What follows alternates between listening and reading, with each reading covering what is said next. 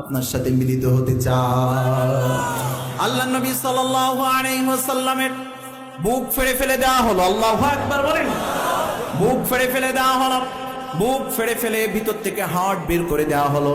Heart বের করে আল্লাহ রাসূল বলেন, আমার ভিতর থেকে কলবটাকে বের করলো, হার্টটাকে বের করে ফেললো।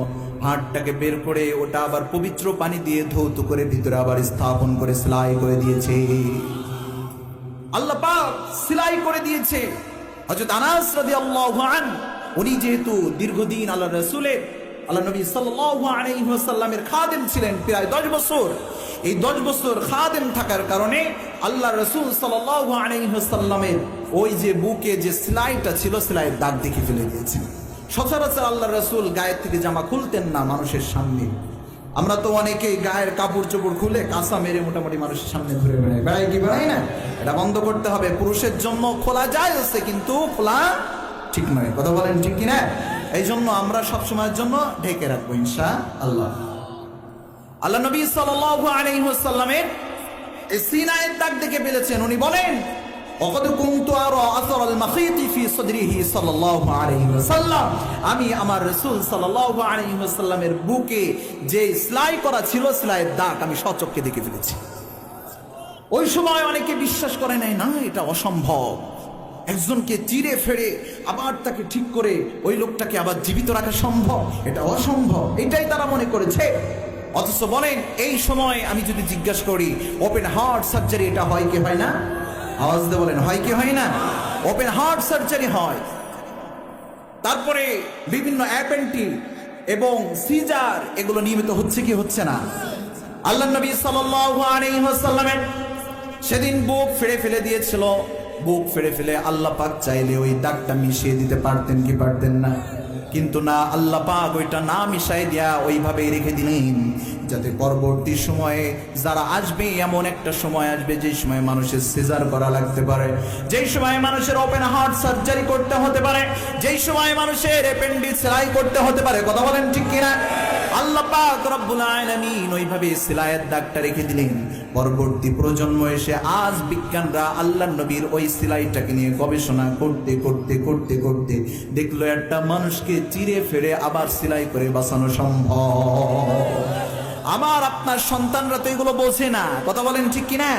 আমার আপনার সন্তান এগুলো নিয়ে গবেষণাও করে না।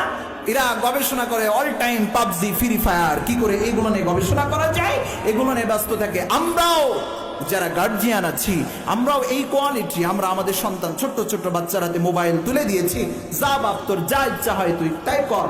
সন্তান একটু কান্নাকাটি শুরু করেছে, বাস সন্তানকে আমরা মোবাইল কিনে দিয়েছি। সন্তান যে এই মোবাইল দিয়ে কি করছে এটা আমরা কখনো ভেবে দেখি না। কথা বলেন ঠিক কিনা? আজ এই বাচ্চাগুলো নষ্ট হয়ে যাচ্ছে।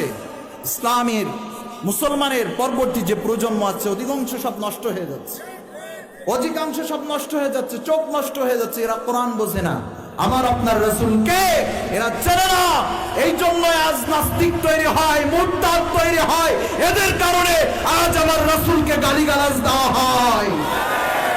ঠিক বললেও ঠিক, না বললেও ঠিক।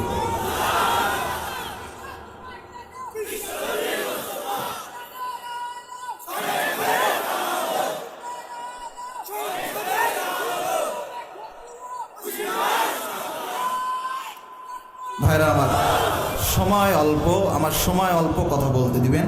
তাকবীর অবশ্যই দিতে হবে, তবে এই মুহূর্তে আমার যেহেতু সময় অল্প, সময়টা ওখানে না খাওয়িয়ে কিছু আলোচনা করলে এবং শুনলে আমরা সকলে উপকৃত হবে ইনশাআল্লাহ। কথা বলেন ঠিক কিনা?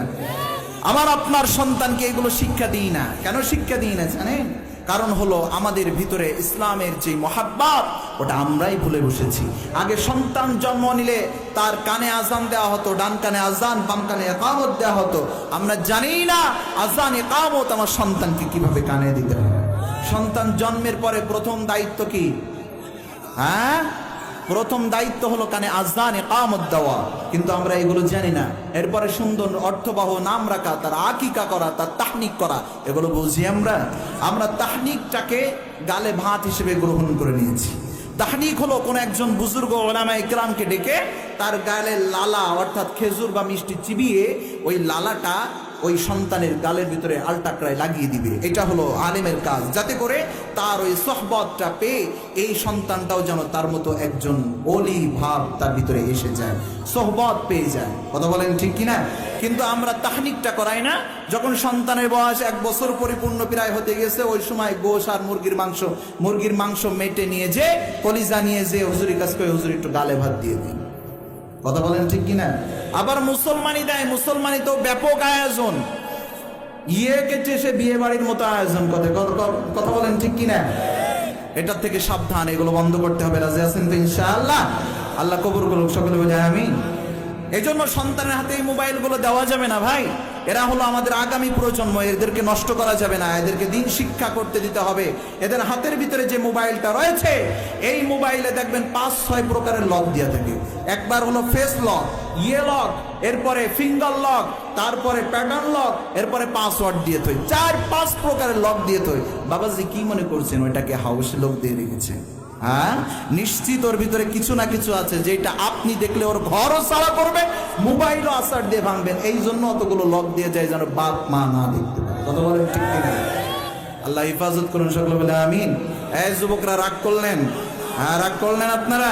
রাগ করা যাবে না, তোমাদের ভবিষ্যৎ এটা তোমাদের ভবিষ্যৎ, নষ্ট করা যাবে না। আল্লাহ কবুল করুন, বলে আমিন। নবী করিম সাল্লাল্লাহু আলাইহি ওয়াসাল্লামকে বাইতুল্লাহ শরীফ থেকে আল্লাহ পাক রব্বুল আলামিন নিয়ে চলে গেলেন বাইতুল মুকদ্দাস, মিনাল মসজিদিল হারামি ইলাল মসজিদিল আকসা। মসজিদে আকসায় নিয়ে গেলেন। পৃথিবীর শুরু থেকে যত নবী আম্বিয়া کرام এসেছিলেন দুনিয়ায়, সবাইকে সেখানে একত্রিত করলেন কে? আওয়াজ দিয়ে বললেন, কে করলেন? আল্লাহ পাক সকলকে একত্রিত করলেন। 2 রাকাত নামাজ হবে, আল্লাহর নবী যে উপস্থিত হয়ে গেলেন। শুকরিয়া নামাজ হবে 2 রাকাত। কয় রাকাত? নামাজের ইমামতি কে করবে? একজন আর একজনের দিকে চায়। সবার ইচ্ছা আজকের ইমামতিটা যদি আমি করতে পারতাম। জিব্রাইল আল্লাহর হুকুম অনুযায়ী আল্লাহ পাক জানায় দেন, ওরে জিব্রাইল, যেখানে আমার নবী উপস্থিত থাকবে সেখানে অন্য কেউ ইমামতি করতে পারবে না। যেখানে আমার নবী উপস্থিত থাকবে সেখানে অন্য কেউ ইমামতি করার যোগ্যতা, আওয়াজ দিয়ে বলেন ঠিক কিনা?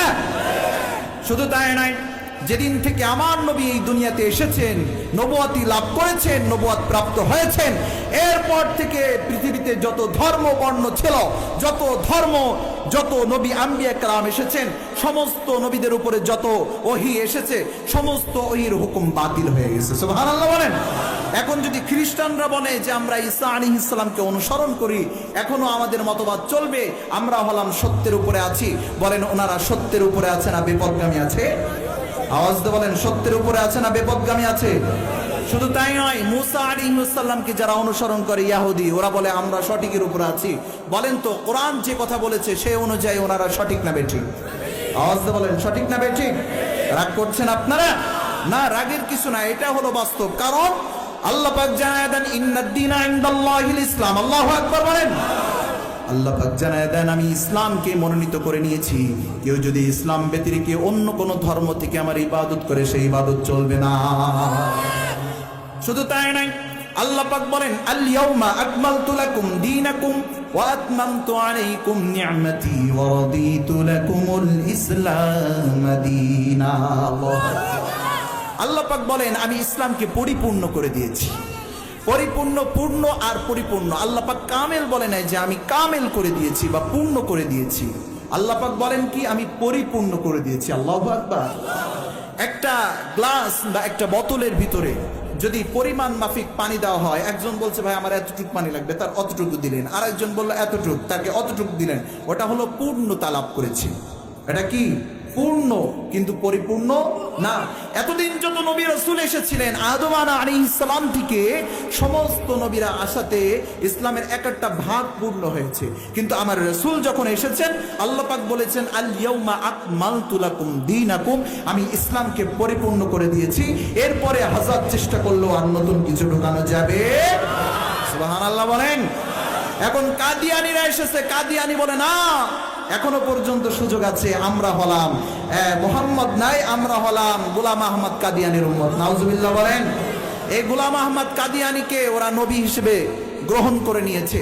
বলেন তো আল্লাহ পাকের এই আয়াতের পরে আর কোন সুযোগ আছে আল্লাহর রাসূল ভিন্ন অন্য কাউকে রাসূল গ্রহণ করে নেওয়া? ইসলাম ব্যতীত অন্য কোনো ধর্মকে এভাবে গ্রহণ করে নেওয়া রাষ্ট্রপক্ষের কাছে আমাদের আবেদন, আপনারা এতটুকু করে দেন, কাদিয়ানীকে কাফের ঘোষণা করে দিন। কথা বলেন ঠিক কিনা? ওরা অন্য ধর্ম হিসেবে বলুক, আমাদের কোনো দাবি নেই, কিন্তু ওরা যদি বলে না এটা হলো ইসলাম, তবে আমরা মেনে নিতে। কথা বলেন ঠিক কিনা? এইভাবে নাস্তিক তৈরি হয়েছে, ইসলামের বিরুদ্ধে এক একজন এক এক প্রকারের প্রোপাগান্ডা চালাচ্ছে, ইসলামের এক একটা স্কলারকে এক এক প্রকারের বাধাগ্রস্ত করছে, বিভিন্ন মাহফিলগুলো বন্ধ হচ্ছে এদের কারণে। অতএব নাস্তিক মুরতাদ মুক্ত বাংলাদেশ চাই। রাজি আছেন তো ইনশাআল্লাহ? নারায়ে তাকবীর, নারায়ে তাকবীর। আল কোরআনের আলো ঘরে ঘরে জালো, নারায়ে তাকবীর। দিন ইসলাম, দিন ইসলাম জিন্দাবাদ, জিন্দাবাদ। নারায়ে তাকবীর। দিন ইসলাম, দিন ইসলাম। ইসলামেরই জন্য দেশের হয়েছে জন্ম, ইসলামের বিরুদ্ধে গেলে দেশ হবে ভিন্ন। ইসলামেরই জন্য দেশের হয়েছে জন্ম, ইসলামের বিরুদ্ধে গেলে দেশ হবে ভিন্ন। ইসলামের বিরুদ্ধে যারা নিয়েছে অবস্থান, এই বাংলায় ঠাই হবে না। যাও হিন্দুস্তান, যাও হিন্দুস্তান। জোর কদমে সামনে চলো, বজ্রকণ্ঠে আওয়াজ তোলো, সবাই মিলে একই টানে দাও না স্লোগান। নারায়ে তাকবীর, নারায়ে তাকবীর। দিন ইসলাম, দিন ইসলাম জিন্দাবাদ, জিন্দাবাদ। মুসলমানের এই দেশেতে নাস্তিকদের ঠাঁই নাই, নাস্তিকদের পক্ষে যারা তাদের কোনো রক্ষা নাই। মুসলমানের এই দেশেতে নাস্তিকদের ঠাঁই নাই, নাস্তিকদের পক্ষে যারা তাদের কোনো রক্ষা নাই। এই দেশেতে থাকতে হলে কোরআন মানতে হবে, কোরআন না মানলে তারা বিতাড়িত হবে, বিতাড়িত হবে, বিতাড়িত হবে। জোর কদমে সামনে চলো, বজ্রকণ্ঠে আওয়াজ তোলো, সবাই মিলে একই তালে দাও না স্লোগান। নারায়ে তাকবীর, নারায়ে তাকবীর। দিন ইসলাম, দিন ইসলাম জিন্দাবাদ, জিন্দাবাদ। নারায়ে তাকবীর, নারায়ে তাকবীর। মারহাবা। কথা বলেন ঠিক কিনা? কোন নাস্তিক মুরতাদ এখানে ঠাঁই পাবে? হ্যাঁ, যতক্ষণ পর্যন্ত এক বিন্দু রক্ত থাকবে ততক্ষণ পর্যন্ত কোন নাস্তিক মুরতাদকে ঠাঁই দিবেন? ইসলামের বিরুদ্ধে কেউ কথা বলে চলে যাবে, আপনার আমার রাসূলের বিরুদ্ধে কেউ আঙ্গুল বৃদ্ধাঙ্গুলি দেখিয়ে যাবে, আর আপনি ঘরে বসে বসে বড় নিজেকে অনেক বড় মুসল্লি মনে করবেন। এটা হবে হয় মুসলমান নাই কাফের। কথা বলেন ঠিক কিনা? হয় মুসলমান নাই কাফের। আল্লাহ বুঝার তৌফিক দান করুন। সকলে বলে আমিন।